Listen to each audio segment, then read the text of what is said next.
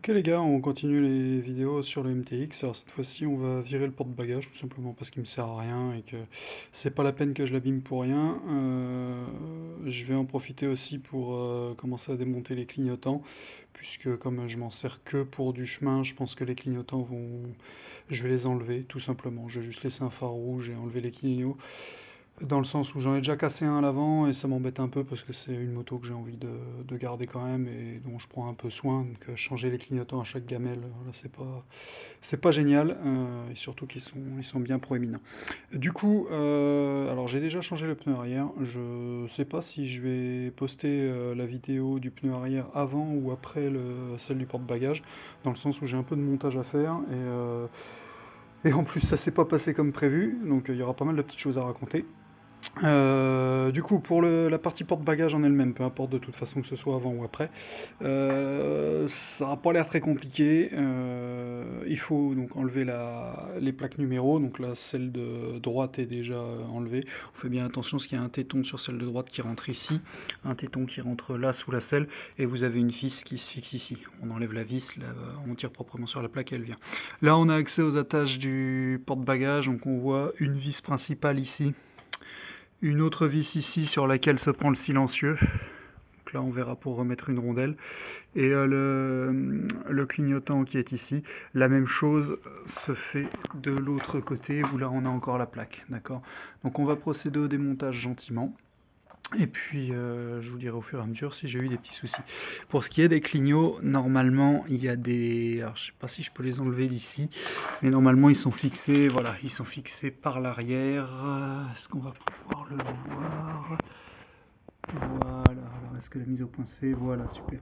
Donc on voit les trous au centre, là, juste ici. Voilà, donc à mon avis, il va falloir démonter par ici pour que ça sorte et sortir le câblage gentiment. Câblage que de toute façon je vais laisser fonctionnel puisque le câblage que je vais laisser fonctionnel puisque de toute façon le but est de pouvoir la repasser en configuration d'origine si le besoin s'en fait sentir, même si ça m'étonnerait. Donc je vais me débrouiller pour isoler tout ça, sûrement mettre des dominos au bout des fils, et puis du Chatterton tout simplement, pour éviter quelconque bricolage que ce soit. À la base je voulais faire du démontage rapide, du démontage-remontage rapide, sur un principe de cosse et tout ça, mais en vrai elle ne passera très certainement plus en version route, et si c'est le cas, normalement je serai pas pressé au point d'avoir à faire du rapide, donc je pourrais les remonter tranquillement. Voilà, donc j'attaque ça, et puis je vous dis ce qu'il en est. À tout à l'heure. Alors voilà, c'est fait. Au final, il a fallu couper puisque j'arrivais pas à démonter le clignotant du support. En fait, la vis est là, mais le câblage passe dedans. Il fallait démonter le câblage dès le début. Et très honnêtement, j'avais pas envie de le faire. Du coup, j'ai mis un coup de... Donc on peut tirer sur le câble, hein, il y a assez de mou.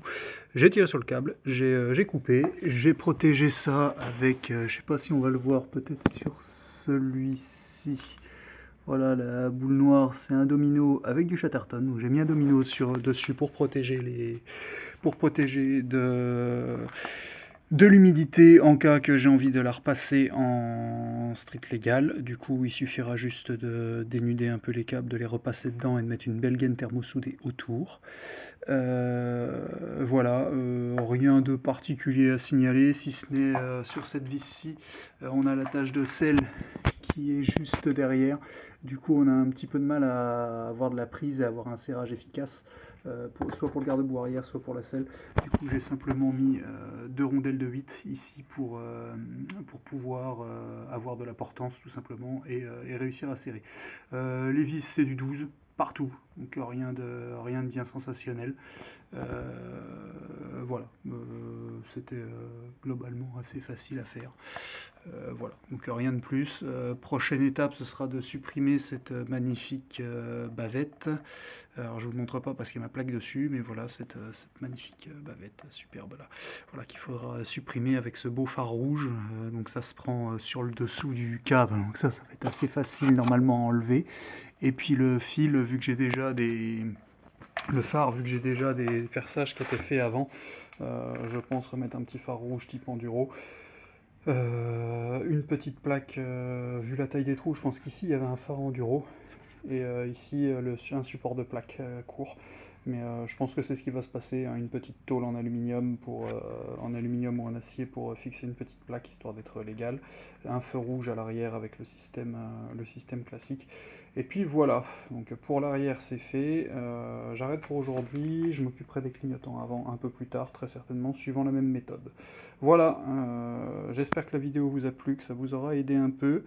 Et puis on se dit à bientôt. Allez, salut tout le monde, bonne route.